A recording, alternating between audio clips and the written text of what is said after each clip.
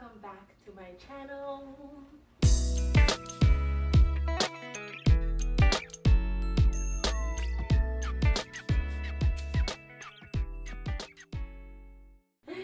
So for today's channel, I'm actually going to be talking about chapter 3 of the Molecular Sensor and Nanodevices book. This chapter actually talks about microfluidic as well as micrototal and analytical systems. So let's get started.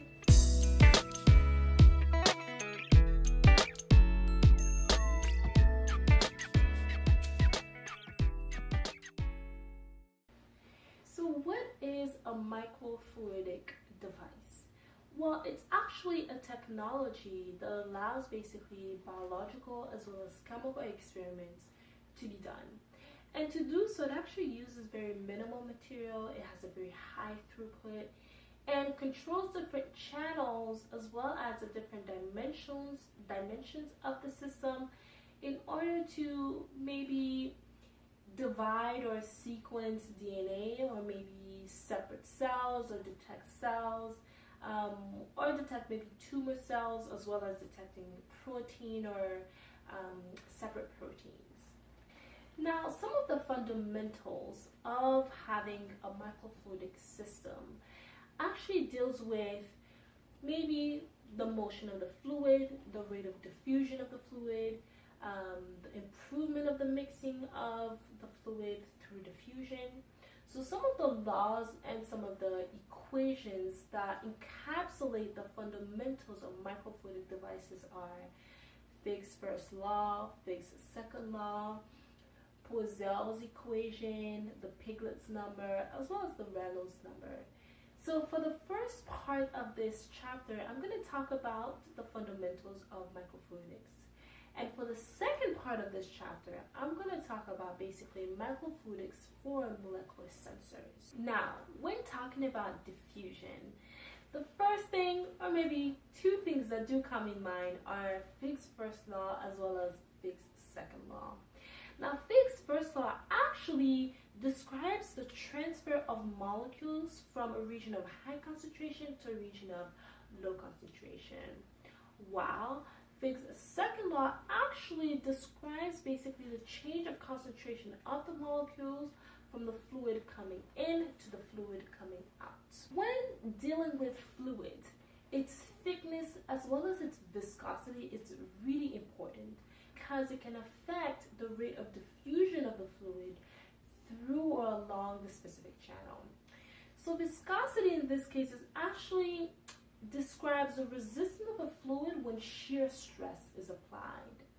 And on the other end, shear stress is actually basically the force needed to move a specific plate at a specific velocity along the area of the plate. Now, some of the other equations that encapsulate the fundamentals of microfluidic devices are Huygens-Poiseuille's equation, and excuse my pronunciation, but this equation actually, it describes the relationship between pressure, viscosity, the flow rate, the resistance, as well as the current during the laminar flow. And the other equation is called the Navier-Stokes equations.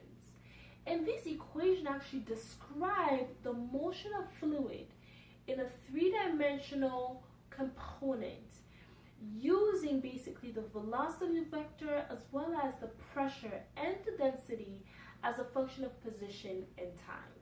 And another part of the fundamentals of microfluidic is Reynolds number. And Reynolds number is actually a number that describes and measures the ratio between the national force and the viscous force. And this actually allows us to determine if the flow is laminar, if the flow is transient, as well as if the flow is maybe a turbulent flow. So depending on the number that you do get, you might be able to determine how turbulent your flow is, or maybe if it's a transient or steady laminar flow. When talking about microfluidic for molecular sensor, we need to kind of go back to the basics. So some of these basically devices are fabricated through replica molding techniques, embossing, inject molding, as well as bulk micromachining. And if you're not familiar with some of these techniques, please check out chapter 2 video, which actually goes into great details about how these techniques can be used for molecular sensors. Now, another aspect of microfluidic devices is actually fluid, right? I mean, it kind of makes sense. And when talking about fluid, you're talking about basically the motion of the fluid through specific channels. And these fluids are maybe injected through a pump. So when actually looking into microfluidic devices, you actually need to take into account maybe how efficient the pumping of these specific fluids are when entering these devices, right? So in order to take that into account, you actually need to take a close look at the Hagen-Bosel's equation. So another aspect of these microfluidic devices is basically determining the ratio between advection as well as the rate of diffusion.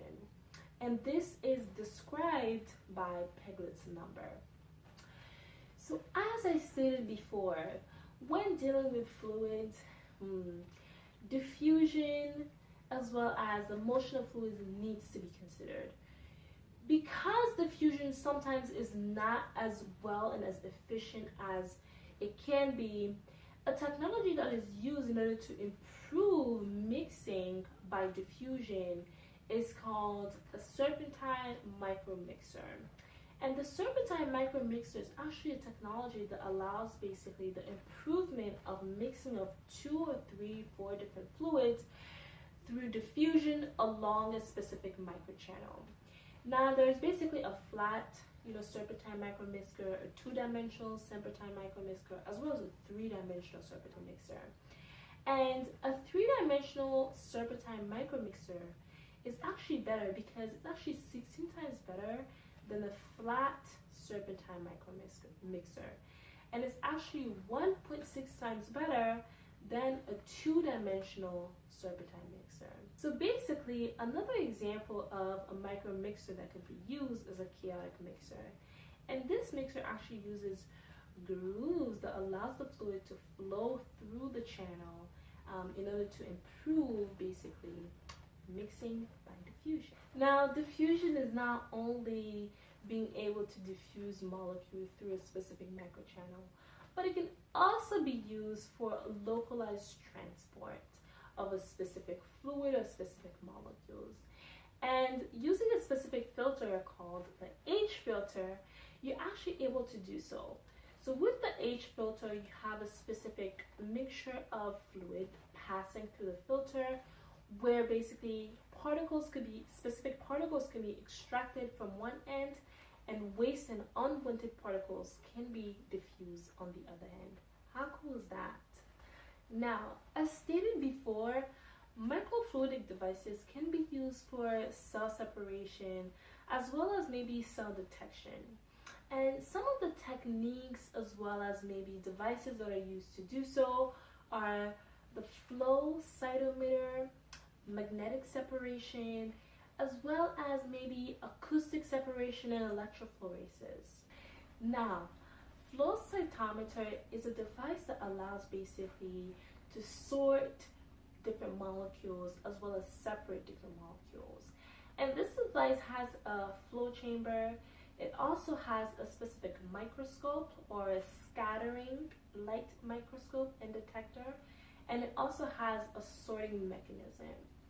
So this device works this way. You have fluid that is injected through the device and goes through a flow chamber. Now in that flow chamber, you actually have a liquid that is injected in order to line the molecules onto the center of the chamber. Now from there, the base molecules are basically identified and sorted based on the optical properties. And the optical device that is used in order to do so is basically a microscope. Now, when basically these proteins are identified through the optical properties, you have a scattering light detector that is used at the scattering light emitted from the microscope. Now, the cool thing about this technique is that it's able to process a lot of cells per second. But another great factor is that basically these molecules are separated when a specific frequency of about, I believe, 18,000 hertz is injected. Now, because the cells are actually either positively or negatively charged, the fluid is actually able to be cut into smaller droplets, and these droplets, based on their charges, are able to be separated into tubes to be sorted, to be identified, to be detected. Now, another technique that is used for cell separation and cell detection is the antibody and antigen interaction. Sounds familiar, right? And I actually talked about that again in my chapter 1 video. So please check the link below for more information. And this interaction is actually used because of its high specificity as well as its high affinity to specific target cells and target proteins. So this process actually uses this interaction in order to attract specific target cells onto the surface of a specific substrate in order for the cells to be detected and to be separated accordingly. Now, the other technique that could be used is called magnetic separation. And maybe you might have guessed from its name, it actually uses a magnetic field in order to separate the cells based on either positive or negative selection. Now, with the positive selection, you're actually extracting your desired cell through magnetization. So you're actually extracting your desired cells because they have a magnetized coating. And with negative separation, you're actually extracting your undesired cell through magnetization. So the other technique is actually called electrophoresis, and I'm sure some of you have heard of it from maybe your bioengineering course or some of similar biomedical engineering course out there. Now, electrophoresis is a technique that uses an electric field in order to separate a target cell from a solution. And to do so, a polarized particle coupled with an electric field actually produces a lateral diphoretic force, which actually pushes the particle to a minimal potential, which allows the particle to get rotated based on its physical properties. Now, some of the actual forces that are applied onto the particle are the drag force, or the lateral diphoretic force, is the electrical force. So some of these properties need to be taken into account in order to determine basically the direction of the particle. Now, the other technique that could be used for cell separation and maybe cell detection is called acoustic separation technique. And this technique actually uses sound waves in order to separate the different cells or target cells in a solution.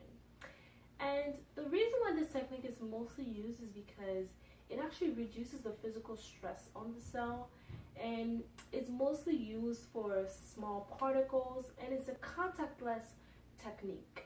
Now, this process actually starts with the injection of the solution through an inlet. And basically, acoustic waves are actually generated using a piezoceramic actuator. So this actually creates a force which allows the particles to move throughout the length of the channel. But the actual rate at which basically the particle is translated along the length of the channel is mostly generated or mostly determined through the different size of the physical property of the particle. Now, in this procedure, the different microchannels are actually fabricated using soft lithography. And I actually have a video that actually details out these different techniques and these fabrication techniques that could be used for microchannels as well as molecular sensors. So this technique is also used on particles that are actually pretty small.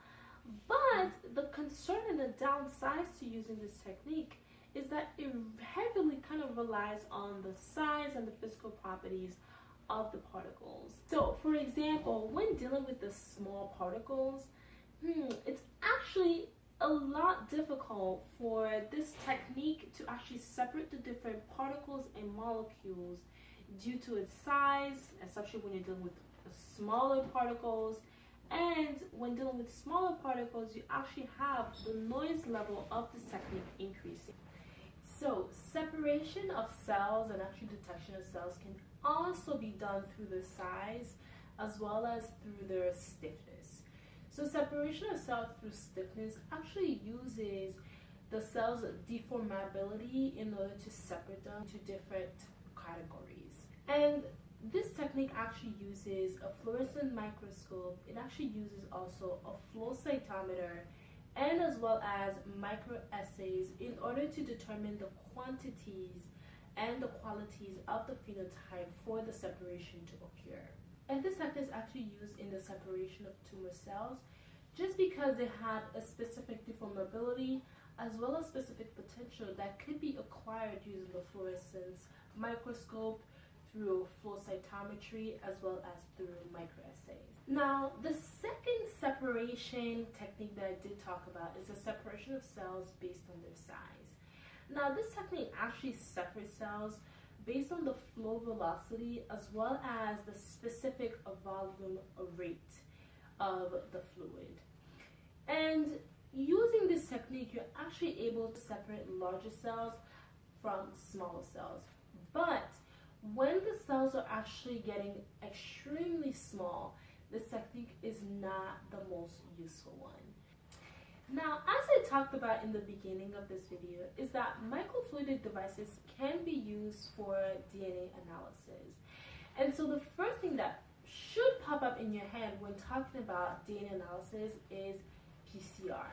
Now, PCR is actually polymerase chain reaction, and it's a technique that's actually used to amplify DNA fragments or DNA sequences in a specific sample. And this technique actually has 3 steps where you go through a denaturization, you go through annealing, and you go through an extension in order for the specific fragment of the DNA to be amplified through the different cycles. So there are actually 2 types of PCR. The traditional PCR method is actually pretty expensive, is time consuming, and has a lot of contamination.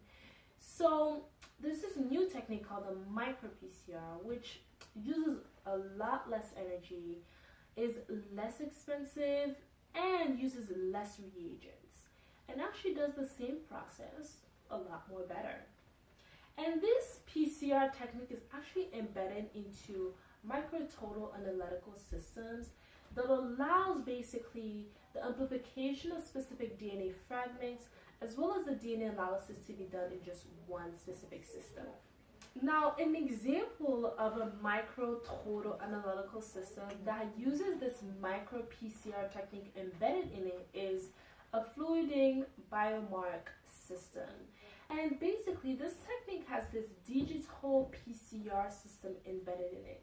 It is actually made using a silicone elastomer and is based on integrating microfluidic microchips into an integrated basically chambers and valves for cell separation. Another technique that could be used for DNA analysis is using DNA microarrays. Now, DNA microarrays actually are used for genotyping, and they could be used into genotyping, disease detection, as well as maybe forensic analysis. And so this technique actually works with DNA hybridization, which is actually a technique that I talked about either in my first or second chapter of this series. Now, DNA hybridization actually matches a different base pair to a DNA sequence, creating this hybrid DNA sequence. And this hybrid DNA sequence actually generates electrical signals that can be used for identification as well as maybe separation in order to determine if this specific DNA sequence has a specific gene or has maybe a specific disease. Now, with all these techniques that I kind of talked about, you might think, oh my god, there's so many numerous devices that are out there. But the actually 2 devices that were approved by the FDA are the LabChip GX as well as the Agilent 2100. So for example, the LabChip GX actually uses an injected sample into the separate wells. Now, through basically currents that are being passed through two different electrodes, DNA fragments actually migrate to the negative side of the electrode for analysis to be done. Now, a good chunk of actually DNA analysis has to do with DNA sequences. And the two methods that are actually used for DNA sequences is the Sanger method as well as the nanopore-based method. So the Sanger method actually separates DNA into 4 different wells. And into these 4 different wells, it contains deoxyribonucleotide as well as dideoxynucleotides. And from there, depending on the length of the DNA sequence, they're fragmented, and using gel electrophoresis, they can be determined, they can be sorted, and they can be analyzed for different genetic disorders. Now, the second method is the nanopore-based method. And this method actually translates the DNA molecule into this nanometer-based size pore, which actually is home to a single RNA or DNA sequence. And from there, when basically this DNA molecule passes through the nanopore, the current is actually able to record and assess basically the molecule's interaction with the nanopore for basically DNA analysis and DNA sequences. Now, after talking about all of these different techniques, laws, devices that could be used for microfluidic as well as for molecular sensors, you must be so overwhelmed. But this is just another segment of this book. So thank you so much for watching this video. I hope it was a little bit more insightful, and I hope I detailed this chapter a little bit more for your understanding. Please don't forget to